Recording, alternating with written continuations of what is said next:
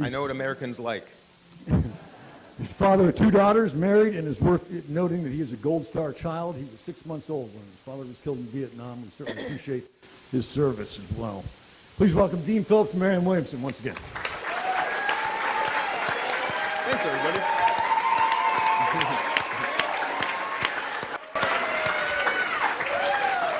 All right, 90 seconds the candidates will have for an opening statement, and we're going to begin with Congressman Phillips.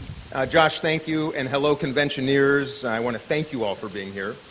But I'm going to start by saying the quiet part out loud, and that is Americans want to turn the page from Donald Trump and Joe Biden. And I suspect most of you in this room want to turn the page to the future. We all know that. But I don't believe everybody knows that the truth is, if that election happened today between Trump and Biden, Donald Trump wins. It's the truth. Joe Biden has the lowest approval numbers in modern history. He's losing in every battleground state. The last Wall Street Journal poll shows him losing to Donald Trump by 4 points and losing to Nikki Haley by 17 points. So I believe in winning, and I believe the Democrats are sleepwalking into disaster. Why?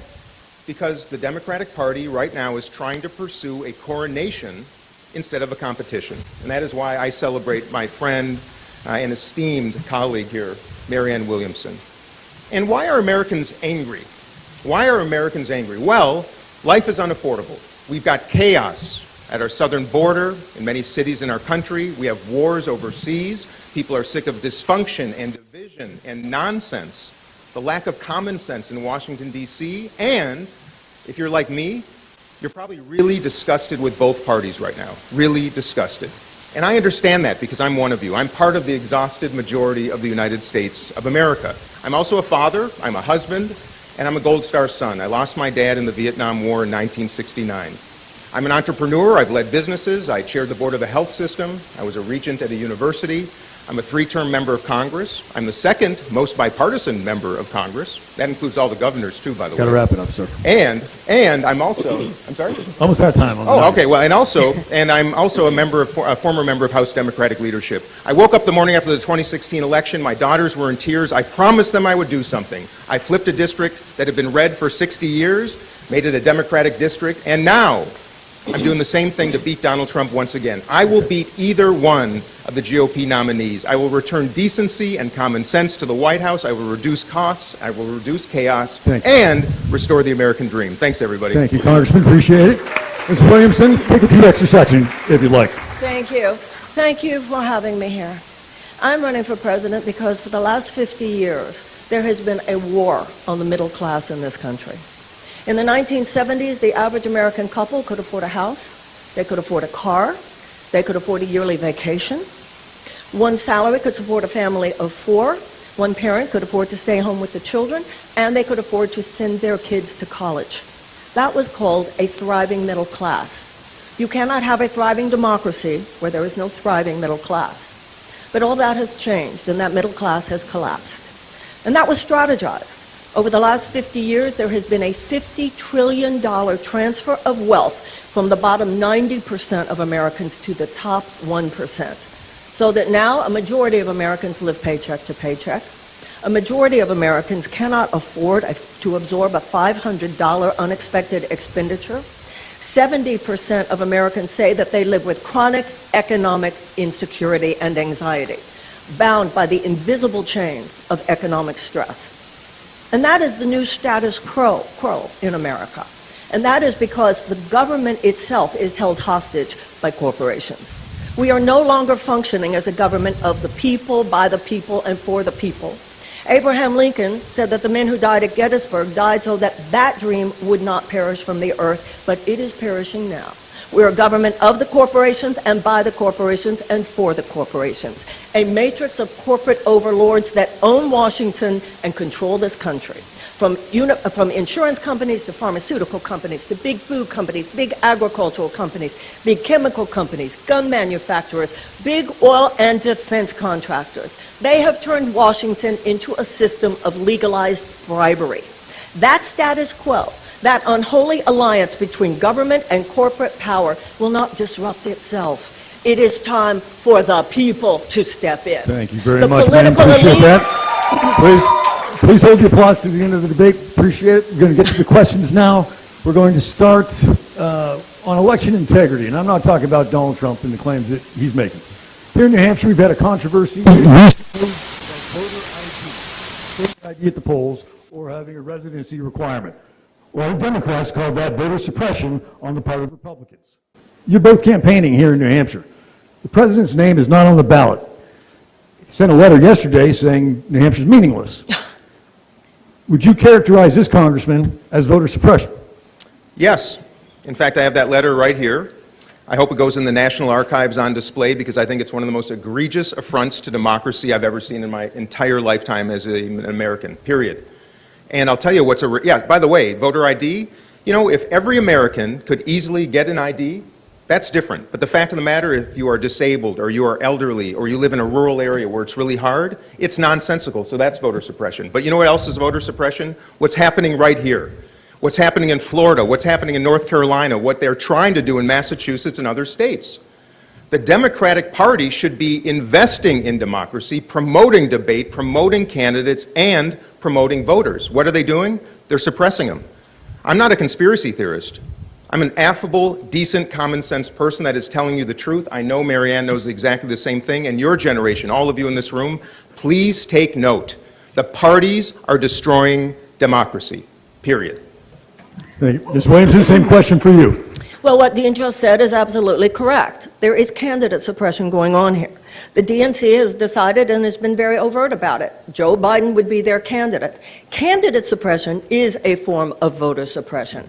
Every American should be automatically registered at the age of 18. Voting day should be on Saturday. Voting day should be a holiday. We should be doing everything possible to make it so that every American of voting age has their voice expressed. So any time, any way that there is a way of shutting people down, then that is a danger to our democracy. The political parties traditionally stood behind, they stood in the back, and the people decided who would be the candidate. It should be you, the people of New Hampshire, the people of every other state, to decide who is the best Democratic nominee to beat either Donald Trump or Nikki Haley. However, what's going on now is the suppression, shutting down primaries, as Dean was saying. In my case, the invisibilization of my campaign in general, because there's a political media industrial complex. This is not the vision of the founders. There's not supposed to be a political elite or a political class. And let's be very clear. Thomas Jefferson said, the only safe repository for power in the United States is in the hands of the people, not the hands of those guys. And their idea that they've got this, yeah, like they got this in 2016. They don't got this, you do, and we do. Thank you very much. And that makes three of us, by the way. All right, moving on. Let's talk about the economy. A lot of kids in this room are in college and be joining the workforce soon. It's got to be a little bit daunting. Big picture, and I know it's hard to summarize in a minute. What's your economic plan so that the next generation can enjoy the same opportunities that we have?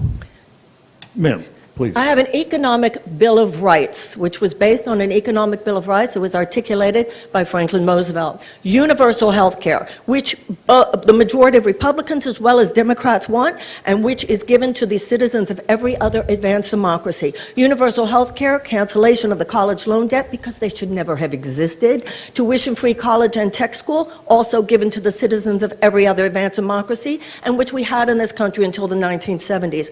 Subsidized child care, paid family leave, guaranteed sick pay, and a guaranteed living wage. Here in New Hampshire, you've still got a minimum wage of $7.25 an hour. A living wage in New Hampshire is a $17 an hour living wage. We now have 39% of Americans who report that they regularly skip meals because it's the only way that they can afford housing. We also need a domestic Marshall Plan to repair this country.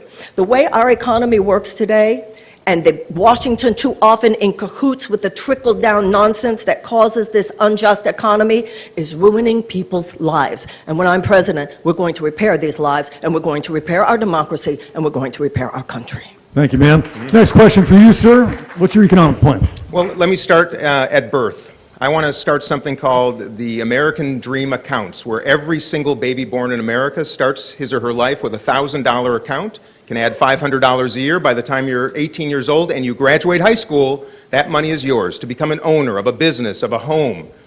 And if you do some national service for a year after high school, that's another $10,000. I think we've got to be a country from the beginning of our lives until the very end, we take care of people. That also means housing. We are 7 million houses shy in the United States of America. We need to produce, and we can. Healthcare for all. We spend twice as much as any nation in the world. Our outcomes are mid-pack, and we let pharmaceutical companies charge us multiples of anybody in the world. Healthcare for all through Medicare for all. Education for all.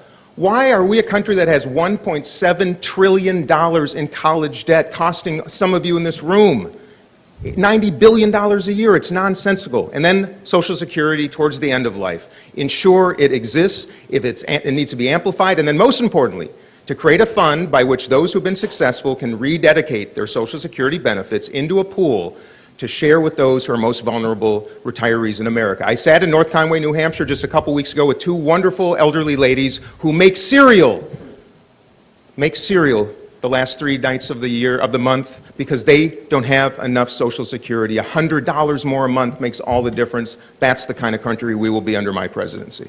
Thank you, sir. Please. Moving on now to immigration. Obviously, New Hampshire's a ways from the southern border, but it's in our living rooms every night on TV as we see a record number of migrants crossing.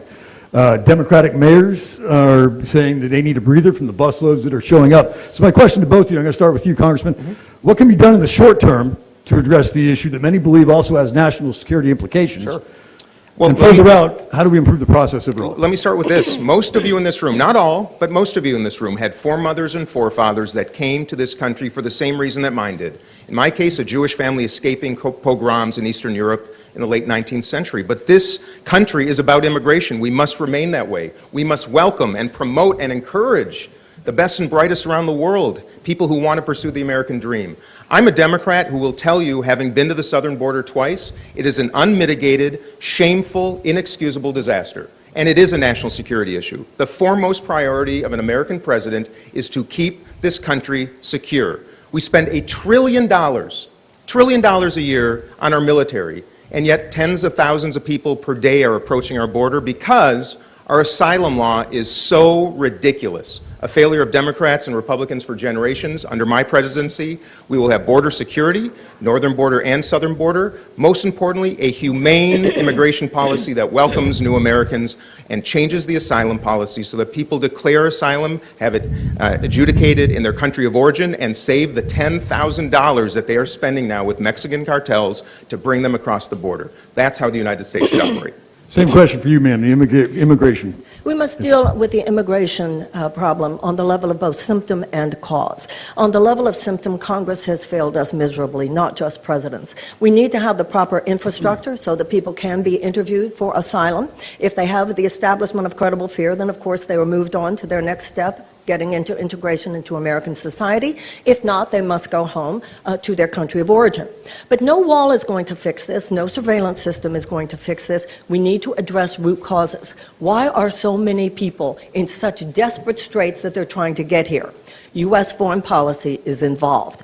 There are two main categories, economic devastation, and America needs to admit to itself how much our own policies in Latin America over the last few decades contributed mightily to the destabilization of so many of those economies. We have to be willing to help restabilize. We need to, above all, we need to remove the sanctions in Venezuela and the sanctions in Cuba. Secondly, as Dean mentioned, people are seeking to escape the violence of the drug cartels. The United States of America needs to end the war on drugs. This is not helping at the southern border. It will actually help at the southern border to remove the black market that these drug cartels depend on. As president, I will, not only on this issue, but on many issues, not just address symptoms in a transactional way, but address root causes in a transformational way. Next question follows up on that. Thank you, ma'am. Appreciate it, please. For a number of years now, polls indicate the number one public health and safety issue Granite Staters are facing is the crisis of addiction. Certainly New Hampshire's not alone. Fentanyl, though, surpassing numbers of those lost in Vietnam overall. It's a real problem. Again, Ms. Williamson, to you, do you think we're nearing a point where a public health emergency needs to be declared along the lines of the COVID-19 pandemic. Whether we declare it or not, drug addiction is a public health emergency, and that is the way we need to treat it. We need to stop treating drug addiction as a criminal issue. We need to treat it as a health issue. Most addicts want to get sober. We have spent $1 trillion since 1971, the beginning of the drug war, which was bogus to begin with, and Richard Nixon knew that.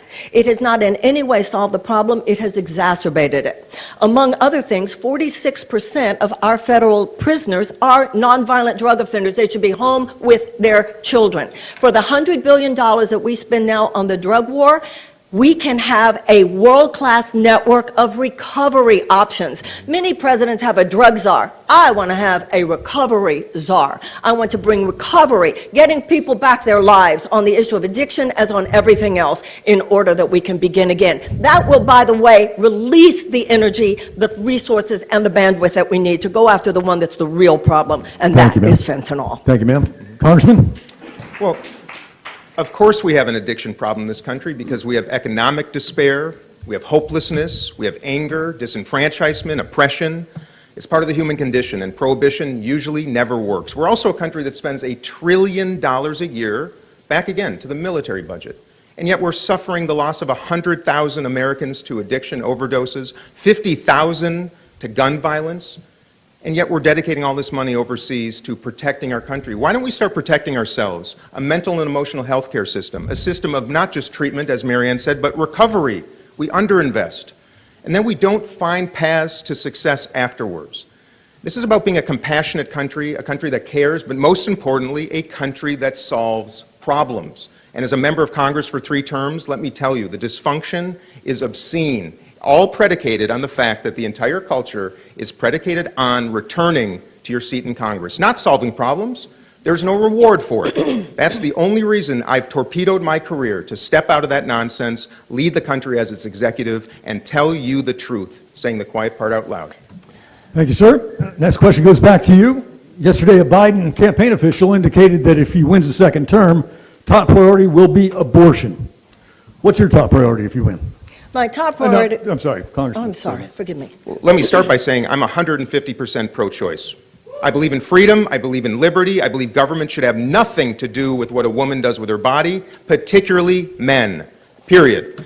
With that said, it is a very important issue. And by the way, Democrats should have codified reproductive rights into law when we had the chance in past years. That's the beginning. Under my presidency, that will be done. But economic despair, costs are out of control, people cannot afford their lives, 60% of Americans are living paycheck to paycheck, 40% cannot afford a $400 emergency. That is why Joe Biden is losing and will lose to Donald Trump. He is not listening to what is going on in America. It's not about GDP growth. Most of that accrues to the 1% of Americans who have 32% of the wealth. People cannot afford their lives. I want every one of you in this room to live the American dream, and that's why under my administration, that is job 1, 2, and 3. Thank you. Same question for you, ma'am. Sorry, we're going back and forth. We were talking about abortion was the original Talking about question. abortion, but that's, Joe Biden said that was going to be his top priority, a campaign official. What will your top priority be? My top priority, the first thing I will do is to cancel the Willow Project. The next thing I will do is to cancel every contract that the U.S. government has with union-busting companies. Next thing I will do is I will audit every cent of the Pentagon, and I assume that they will lose it again, that they will fail in that audit. Next thing I will do is I will call together the nation's greatest experts on early childhood. I want to establish a Department of Children and Youth. The 90% of a child's brain is developed in the first 5 years. If we want this country to be thriving in 20 years, we need to give a lot more attention to 10-year-olds today. I will also, during that beginning phase of my presidency, I will be establishing a Department of Peace. We need to be as sophisticated and as organized in the ways we wage peace to prevent war as we are sophisticated and organized in the ways of waging war when we feel we must. We will have a peace academy as well as a military academy. We will have an army of peace builders as well as an army of military personnel, so that both cities in America as well as cities where we have influence around the world, we will help to wage peace and declare peace and save human civilization for future Quick generations. follow-up. I got to know, what does a peace academy look like? Well, peace building actually is a real thing. There are 4 factors which, when present, statistically indicate there will be a higher incidence of peace and a lower incidence of violence. None of these will surprise you. Number 1, greater economic opportunities for women. Quickly. Number 2, greater educational opportunities for children. Number 3, a reduction of violence against women. And number 4, a reduction in unnecessary human despair. When those elements are present, what you have is for people who are thriving. When people are thriving, there is greater peace. Large groups of desperate people are a national security risk. They form a petri dish out of which all manner of personal and societal dysfunction arises almost inevitably, gotta ask you including to wrap it up. vulnerability to ideological capture by genuinely psychotic And Josh, forces. Thank you. If I could respond No, quickly. follow-ups. Try to keep it to about 30 seconds, and of Yeah, course, go 30 ahead. seconds. Nope. And I admire that, and investing in peace, because Americans in the world are sick of war. We all know that. When I'm president, I'm going to do something quite different. I'm going to have a team of rivals in the White House, just like Abraham Lincoln did. I will have a bipartisan cabinet so that every American knows that their voice is heard in the White House. Probably equally important to all of you in this room, I will have the country's first youth cabinet, a college or high school student from every one of our 50 states who meet on a quarterly basis with me as president to share your perspectives on AI, social media regulation, climate change, gun violence prevention. You've got better ideas than the lobbyists, from whom I don't take any money, by the way, so come visit me in Washington. All right, thank you, sir. Let's shift to foreign policy now. Plenty there to talk about, right? Ms. Williamson, how would your administration handle Russia's invasion of Ukraine in contrast to how the Biden administration has handled it? Well, first of all, the United States does not have clean hands when it comes to how we dealt with NATO in the run-up to the invasion and our Aegis missiles in Poland and elsewhere. However, none of that justifies the atrocious behavior of Vladimir Putin. For that reason, the fact that I do feel that the United States needs to take a stand, that people such as Vladimir Putin we do not need them thinking they can just grab a piece of a country as they want to. At the beginning, I was with President Biden on this. Where I was not with him was on the line for as long as it takes. There has always had to be a negotiated settlement. We were all hoping that the counteroffensive staged by the Ukrainians would work, that it would push back the Russians. It hasn't. So that now we're in a stalemate. Now we're in a war of attrition. I do believe that it's time. There is no guarantee that if we continue with this, that Ukraine will do better. There is no guarantee of that. Vladimir Putin said that he wants to talk, and when I am president, I will receive military analysis that no civilian has. If I receive the military analysis that leads me to believe that what I just said is 100% true, I will be open to a conversation with Vladimir Putin. Thank you, ma'am. Do you agree with her, sir? Well, I agree that everything we're going to talk about today should have been solved upstream. We could have prevented so many of the problems we're facing right now, both domestically and overseas. In 2014, when Joe Biden was vice president, he let Putin walk right into Crimea and took it with impunity. Nothing to prevent it, nothing to do anything about it. And what does Putin do? We all know this. He takes an inch, he waits, and if no response, then he'll take a mile. This was all predictable. All predictable. So the answer is it should have been prevented years ago, but here we are now. And yes, we should help Ukraine defend itself, because he is a tyrant, he is a disaster, and he is a very dangerous man. This is the most important part. My dad died in Vietnam. It was an unnecessary, sickening war. But the world then saw the United States gave up, because it was a bad decision to begin with. They saw us exit Afghanistan in a total chaotic mess. And if we exit our support from Ukraine right now, mark my words, our adversaries around the world are watching, and if they see the United States once again fold, if they see us fold, we're in big trouble. So I wish this had never happened. I wish we were not spending tens of billions of dollars again litigating a war when we should be investing in American people and all of you in this room. That's why I serve on the Foreign Affairs Committee. I'm the ranking member of the Middle East, North Africa, and Central Asia Subcommittee, because this is the most important investment of our lifetimes, to make sure that we have peace around the world. Stay with you, Congressman. Perhaps even more complex situation involving Hamas, Israel, Palestinians. How would your administration be different from the president's? Well, look, I respect Joe Biden, but he's been in Washington for 50 years. He is part of a generation of people in Washington who've done nothing else but serve in Washington. And they're looking at this crisis in the Middle East the same way after Israel was founded, the same bloodshed, the same cycle of violence for 75 years. And that's why I'm saying it's time for change. We need new leaders from the West Bank to the West Wing. And I think that's really important. I deeply love Israel. I'm a Jewish man. My family escaped pogroms. The Holocaust was real. And Jewish people need a place of refuge because when they came to the United States during the Holocaust, we were turned away. There needs to be a Jewish state. Benjamin Netanyahu is not a good man. The settlement policy, a disgusting policy. His cabinet, awful. But Hamas has got to be destroyed. They are keeping 8 American hostages right now, my friends. Every morning and every night, the United States president should be referring to the 8 Americans being held by this terrorist organization. As the first Jewish president in America, I will sign documents supporting and recognizing a Palestinian state because we need 2 states. We need peace and prosperity for the Jewish people in Israel and Palestinian people in Palestine. Under my presidency, we will get it done. Thank you, sir. Same question for you on Israel-Palestine. I agree with everything that Dean said. We need to have an immediate ceasefire. And I called for this ceasefire before it even began. We do need a full release of those hostages. Remember, some of those hostages are American, by the way. I will find out, is there a way that there is any behavior, any action on the part of the United States that could bring them home? And also, then, as Dean said, we need to get immediately to the architecture for a 2-state solution. It is absolutely the only solution. Thank you very much. If you guys want to take a quick sip of water, I want to give a shout out to one of our sponsors that college convention wouldn't be possible without, and that's AARP. Thank you very much, ma'am.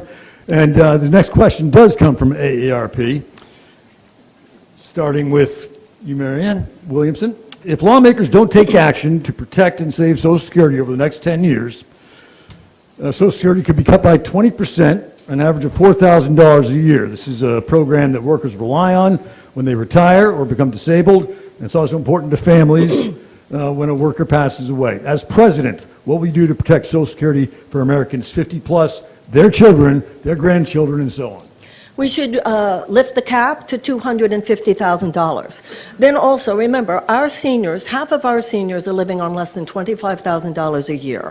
For everyone who is over 65 and older, there should be, if your Social Security does not get to the level of $1,200, you will be at the level of $1,200. This is particularly an issue for older women because many women didn't pay into Social Security. Their work was unearned, unpaid labor. It was raising children. It was taking care of homes. So every senior should receive that $1,200. And that is how we will not only save Social Security, but it's also how we will save the dignity and the lives and the well-being of our elders. Thank you very much. Same question for you, sir. Well, Social Security is the most successful anti-poverty program in human history, and it is not one that we can let go under. We might make sure that it's solvent and that, as you just said, Josh, it will be reducing benefits by 25% in the 2030s, coming up soon, if we don't do something, because we've had such demographic shifts in America. How do we solve it? Just like Marianne said, we have a very regressive tax right now in place, a cap of about $160,000 a year, meaning if you make $200,000, you're paying a lot less in Social Security percentage than someone making $160,000. We should move the cap to $250,000. That will extend the program through the 2040s. And then, as I just said earlier in this debate, I want to establish a mechanism to make Americans philanthropists. There are millions of Americans who have been successful, do not need their Social Security. If they knew they could dedicate their annual Social Security to a pool that would be redistributed to the lowest 10% of recipients, that would make a meaningful difference in the lives of millions of retirees and give them dignity. That should be the promise of America. Okay, our next question comes from a college student. You're smiling there. This one, we're going to start with you on this one, Congressman. Take it away, man. Hi, so my name is Olivia Brimmer. I use they, them pronouns. I'm a senior political science student at New England College. Most candidates that have visited NEC have mentioned the rising cost of college and the increase in student debt. So my question is, how, as president, how would you address this rising cost and how would you fund that initiative? So Olivia, first and foremost, we should be a nation that ensures that young people who have an interest in higher education to pursue their American dream can do so without being burdened by debt. $1.7 trillion, $90 billion a year in interest. It is obscene. If we are a country of freedom and liberty and capitalism, we should be investing in education, not tormenting and burdening people with extraordinary amounts of debt. Near term, I'd like to absolve the debt of anybody who has it and is willing to pursue a career in some type of public service by serving our country somehow. I think we should start with that. How to pay for college to make sure no one has to? I would take the top 15 endowments of the top universities in America have $326 billion. What should we do? It's time for an excise tax, the Ivy League excise tax. That alone can help pay for college for everybody because the aggregation of that money is obscene, absurd, and it has got to be shared. College affordability. Please, keep your... I like the idea of that excise tax, but let's look at the larger picture here. We should be setting our young people up to win, not cutting them off at their knees. How predatory is that we have turned the desperation of young people to simply self-actualize and better their lives into a profit center? Before the 1970s, there was a tuition-free and near tuition-free system in this country. It was in Florida, University of Texas, University of California.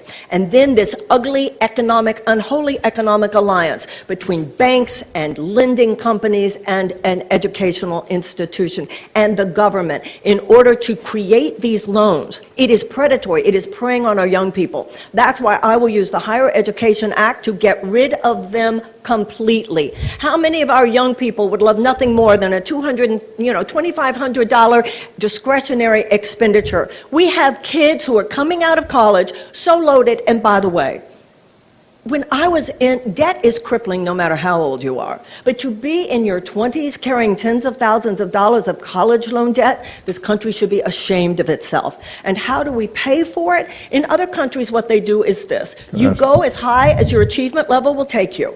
Then later, when the government can see on your taxes that you are beginning to make, you're doing fine, and that money can start being paid back to the government without impacting your quality of life, then the government starts paying itself back. This is one of the most egregious transgressions of the U.S. government on parts of the population of the United States. Thank you, ma'am. Shame on us for doing this to our young. Listen, I appreciate the applause and I appreciate the enthusiasm you guys have for the candidates, but to make sure they can hear me and each other, please hold it until the end. Plus, we have a lot of microphones in here, and this is being broadcast all over the world.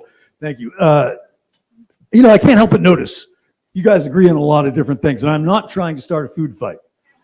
And we're not trying to what? I'm not trying to start a food fight. So, but you do have to show contrast. Ma'am, we'll start with you. Why are you the person that can beat Joe Biden and then win the presidency? We are not going to win the presidency by warning people about Donald Trump. People who like Donald Trump, they're going to vote for Donald Trump. The way we're going to win in 2024, first of all, let me tell you what the danger is for Democrats. The danger for Democrats is not people voting for Donald Trump. We could indict him 91 more times. They're going to vote for Donald Trump. The danger is people staying home.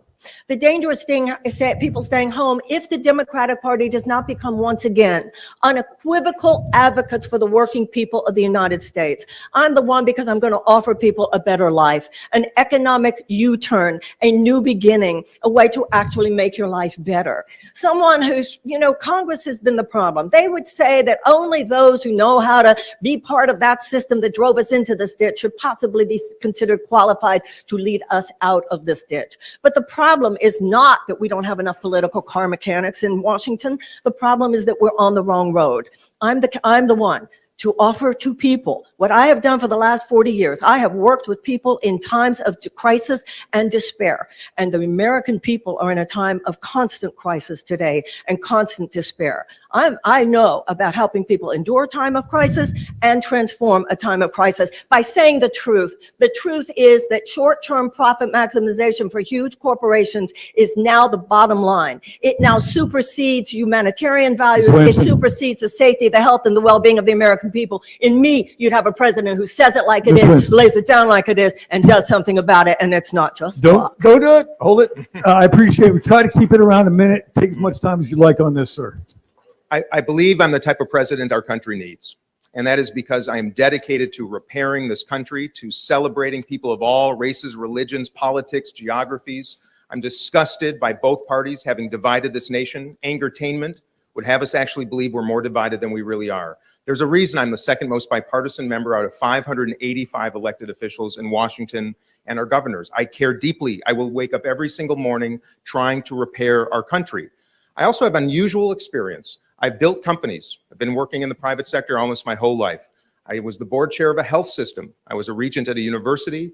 I chaired the board of a philanthropic foundation. So I know the nonprofit world. And now I'm a third-term member of Congress. I have seen everything.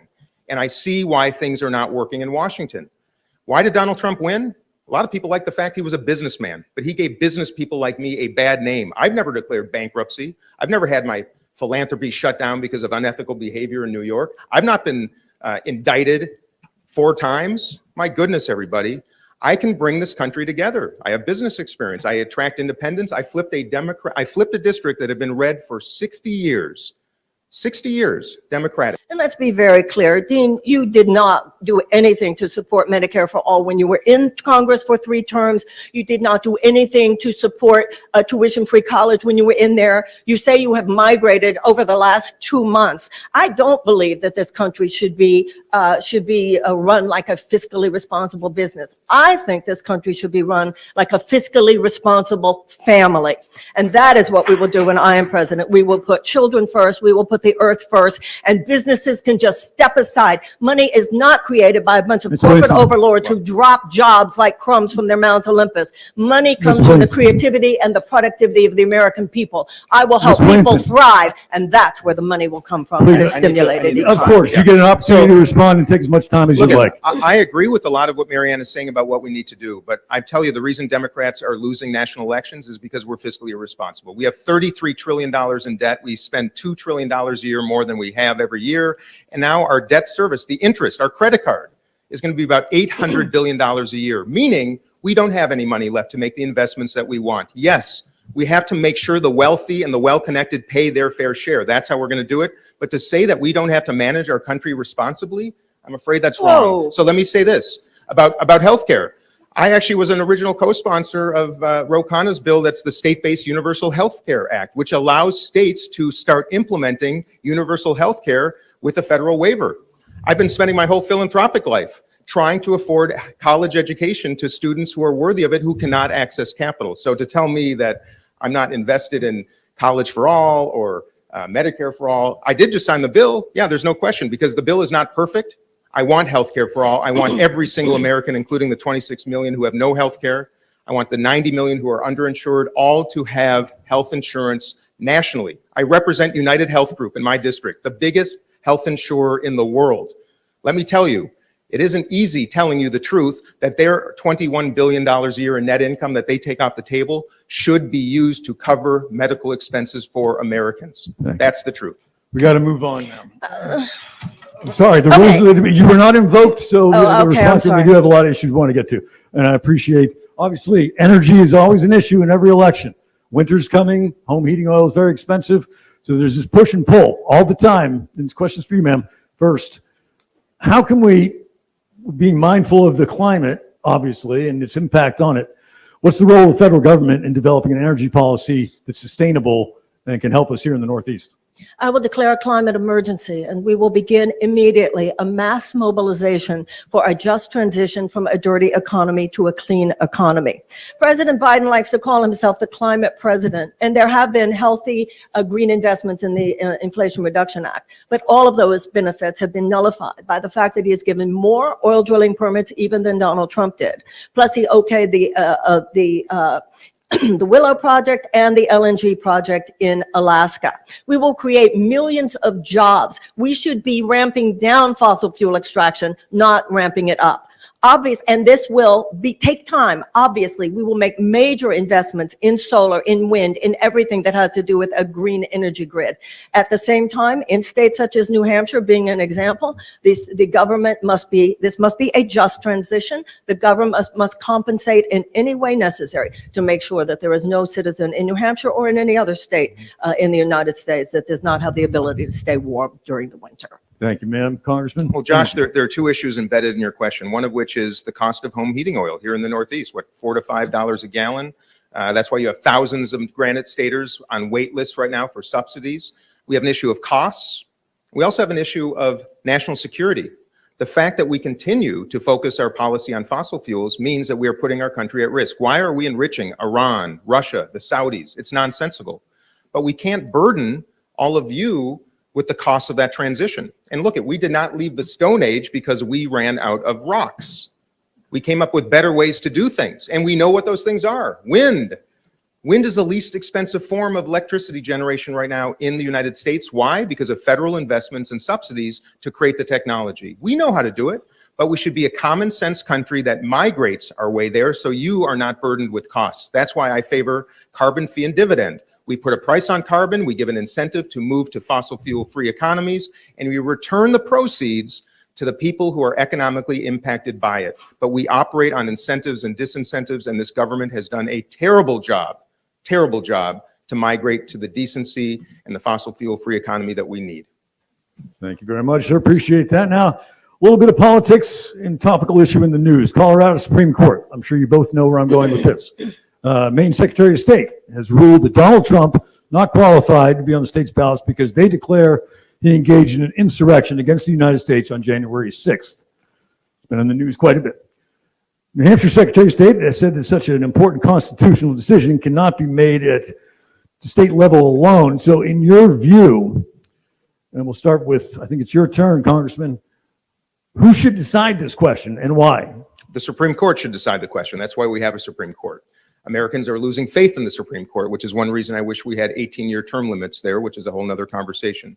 Donald Trump is an unmitigated disaster. He's one of the most dangerous people in American history. I was subject to the insurrection that he inspired in the House chamber that day. All of you watched on TV. It was heartbreaking, disgusting, repulsive. With all that said, I'm very concerned because a majority of Americans favor him right now as our next president. That's the truth. And do I think it's appropriate for the legal system to take him off the ballots? Actually, I don't. I think he should be facing voters as the judge and jury, because if not, I'm very concerned about America's future, because I think violence will ensue. And I think it's better for our country, all of you, all of us on this stage and elsewhere, to mobilize to defeat him. That's why I'm running for president, because right now, Joe Biden is a risk to democracy because he is knowingly going into an election in which his approval numbers and his poll numbers make it almost impossible for him to win. I know Marianne feels the same way. We are the only two in the United States of America on the Democratic side of the aisle to stand up and tell you the truth. He's going to lose. He's going to lose. Thank you, sir. Appreciate that. Same question for you, ma'am. For the most part, I agree with everything that Dean said. Under normal circumstances, I do think it would be reasonable for the legal system to decide. But I share Dean's fear about this, his deep concern, and I do think it should be a decision made by the Supreme Court. All right, thank you very much. Appreciate that. So I couldn't help but notice we did coin flip out in the lobby a moment ago. You guys were very respectful of each other. You seem to genuinely like each other.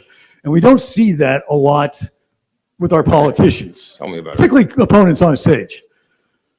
How do you get to a point to where you talk some of the extreme wings of your own party who've co-opted in a lot of ways? And we'll start with you, Marianne Williamson.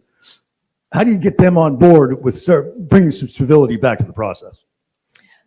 It's Black Friday and ContentCreator.com is hosting its biggest sale ever. If you want to learn how to shoot and edit professional videos, grow on YouTube, go viral on social media, shoot better commercials.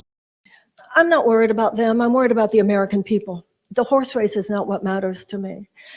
The majority of Republicans as well as Democrats want universal health care. The majority of Republicans as well as Democrats want tuition-free college and tech school. The majority of Americans, Republicans as well as Democrats, including gun owners, want common sense gun safety laws.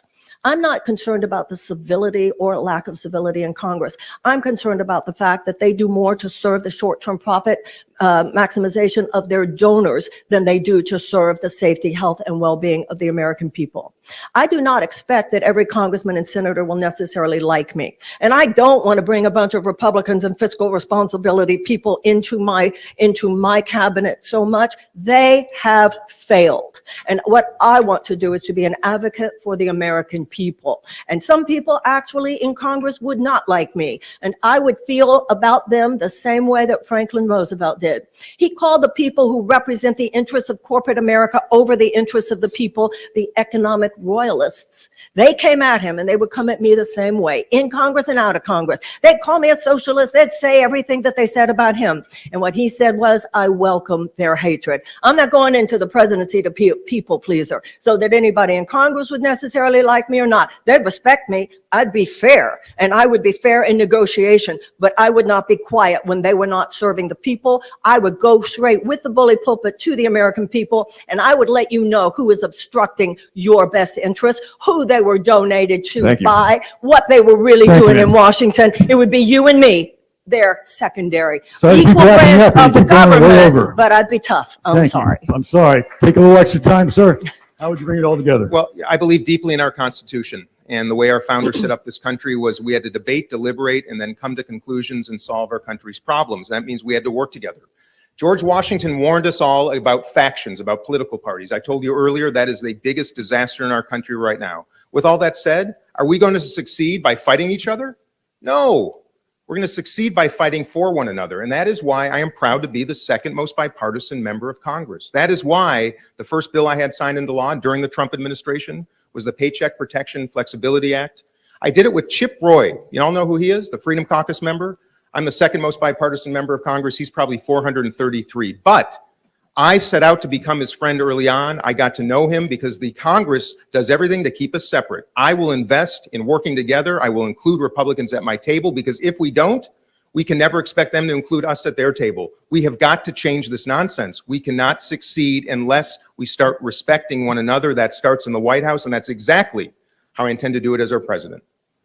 And I have separate questions for each of you on the same topic. And Congressman, how have establishment Democrats treated you in Washington since you announced your campaign for the With presidency? extraordinary hypocrisy and meanness and attacks, and it is disgusting. And I agree with you on that. And I think, and I got to tell you all, I've learned a lot. And I think we all have to keep open minds and open hearts as we go through life to recognize that we don't know it all. And the party in which I believed and invested, I enabled, I was part of, I was a House Democratic leader elected by my peers just last year to serve as one of the leaders. I went from a darling to a devil. Why? For practicing democracy, my friends, for practicing democracy. I will not have one colleague endorse me, people who really had affection for me and still do. They can't do that because every one of them wants to get reelected, and they don't want the Democratic Party to do to them what they're doing to me. Why do you think that Marianne and I are the only ones on the stage right now? Because people who actually aspire to lead the free world were too afraid to be on the stage for what the Democratic Party would do. The pain, it's hard. The pain is hard, but it is nothing like the pain being experienced by so many Americans, and I will persevere, I will take it, and I will take it all the way to the White House. Great. Thank you, sir. Appreciate that. Please hold your applause. Ms. Williamson, along the same lines, we have to ask you a question. Listen, I mean, you get, obviously the DNC has made their decision in a lot of ways. You're not being considered by establishment Republicans. This is the first and only debate that you've had. How do you go down there, achieve your agenda while also breaking up some of the probably hurt feelings on members of your own party? The president does not have a magic wand. The president is not supposed to have a magic wand. As Dean himself pointed out, we have three co-equal branches of government. We've had Republican presidents who overreached and abused presidential power. But in my opinion, we've had some Democratic presidents who haven't used it enough, have been too much about these factions of men that actually, as Dean said, George Washington warned us about. He said political parties, he was afraid they would form factions of men who were more concerned with their party, with their faction, than with their country. And so these are sophisticated people, by the way. And once you become president, they understand that you are president. And they would feel, for me, great respect. They were elected by their constituents. They would feel my respect as that they're the members of Congress and members of the Senate. I'm sorry? Probably a little sheepish, too. I don't know about sheepish, but they would be aware that for the first time in a long time, there was a woman, well, first time as a woman, but the first time in a long time that there was a president who did not emerge from the political party structure, a president who emerged from the people. And there would be no doubt about it. I'm here to serve the people. We have time for one more question before we get to closing statements. The hour goes by fast. In response to the rising cases of flu, COVID-19, respiratory illnesses, mask recommendations and mandates have returned in 6 states already, mostly at hospitals. In your view, Congressman, when is it appropriate for the federal government to issue mask requirements? Well, first of all, anybody who's ever been in a hospital knows that surgeons and healthcare practitioners who have spent years in school and see the numbers and work in laboratories know that masks work. They prevent the transfer of illness. So let me start with this. If we are a country that cares about one another, if we're all patriots, protecting one another, that means if we are sick, we should stay home. That means if we are sick, we shouldn't blow our nose in our hands and then shake hands. We should do it in our elbows, right? It's not rocket science. Imagine if we had a president who simply told us how to do this a little bit better by taking care of each other. Americans do not respond well to mandates, period. I think we should protect one another. I think it is terribly dangerous right now. We have a trio of terrible viruses going around the country, again around the world, and we've lost faith in the very government that is supposed to be protecting us. That is the responsibility of presidents. Donald Trump spent that equity. Joe Biden has done almost nothing to restore it. Nothing to restore it. That's exactly what I'll do. I think mask mandates are actually dangerous because it's dividing our country. I think all of us should choose to do it when we're sick so we do not get others sick, period. Thank you, Congressman. Mask mandates. Well, we are undergoing a new surge of COVID right now, the largest since the Omicron. And we should be very concerned about that. We should be very concerned about long COVID. Long haul COVID sufferers is something that the government should be putting far more attention on, not only in terms of treatment, which we will have with my whole health plan, universal health care, Medicare for all types situation, which, by the way, does as much to proactively create a healthy society in which we will be less vulnerable to such diseases as it does to treat diseases when they are among us. I do think it's time to be giving away some free masks and to be giving away some free tests now for people who want them. As far as mandates, that's left to the states, and I agree with Dean. It's such a divisive topic at this point. Thank you very much. Appreciate that. And we're to reach the point where we're going to have closing statements. We flipped the coin earlier, as I mentioned. I'm going to be, I got to keep the clock here. So try to keep it right around the 90-second mark so I don't have to cut anybody off. You should be honest, we flipped a penny. I've never seen that before, That's the only actually. thing I can find. See, times are tough. You see, we had to use a penny. Look, I started this. First of all, thank you. The courage of you all showing up and being participants is beautiful, remarkable, and I love you all. I don't care about your politics, and I mean that sincerely. I started by telling you I'm going to say the quiet part out loud. I'm doing it now, and I'm going to do it as your president. And I'm going to end this the same way. Joe Biden should have been right here with us today. I agree with that. He is taking the granite state for granted. He is taking this election for granted, and he is taking every single one of you and this entire country for granted. He should be campaigning in New Hampshire. He should be showing up in front of voters. He should be on the ballot in New Hampshire, for goodness sakes. He's the president of the United States of America. And we all know this. But instead, we are seeing literally the hypocrisy of democracy. It is not protecting democracy when you remove your competitors from the ballot, as he has done in Florida and North Carolina. It is not protecting democracy when you refuse to even participate in a single debate. United States of America. It is not protecting the soul of the nation when the nation is more divided than ever. And it is not protecting us when we have an unmitigated disaster at our border and 60% of Americans are living paycheck to paycheck and 40% cannot afford a $400 emergency. That is not protecting democracy. That's actually why democracy is failing right now all around the world, because people cannot maintain their lives. It's too expensive. So that's why I'm running for president. That's why I'm in Congress. I'm trying to create change. And I will be that change, a new generation to represent all of you. Some of you will be in my White House because I need you. If you're ready for it, please go to dean24.com. I would love for you to join the Dean team, join this movement, and replace the past, and let's move to the future. Thank you, everybody. Thank you very much. 1 second. You can applause all you want in a moment. Please take your time. We don't need another political car mechanic. The problem is that we're on the wrong road. We don't need another technocrat. We need someone with vision.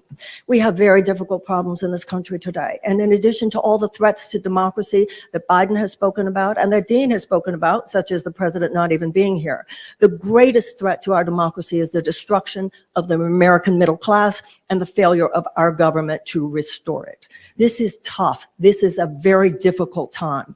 But we have had ancestors who rose to the challenge before. We responded to slavery with abolition. We responded to the institutional suppression of women with the women's suffrage movement. We responded to the Gilded Age with the establishment of organized labor, and we responded to segregation with the civil rights movement. It's our turn now. We will respond to the institutional greed of a matrix of corporate overlords. That is how we will get out of this mess. We need an economic U-turn. I don't want to go to Washington and fight for you. I want to go to Washington and co-create with you a new chapter in American history. The same forces I would have to be dealing with in Washington, you have to deal with here in Concord. Because there are undemocratic forces in our country today, just as there have been in other generations. Let's not be the first generation to wimp out on doing what it takes to put this country back on track. Government has become a puppet, a system of legalized bribery to the powers of the corporate interests, which are their donor base. That will end with me. I will stand up to that. And my presidency will be one in which not only in Washington, but throughout this country, there will be such a sense that we, the American people, are on the move. We will be, once again, a government of the people, by the people, and for the people. And all of us will know. Let's hear it for Dean Phillips and Marianne Williamson for being here. Thank you. Thank you. And thank you all for joining us here today. Thank For you. those listening on Sirius XM. Have a great night. Don't forget to vote. Thank you.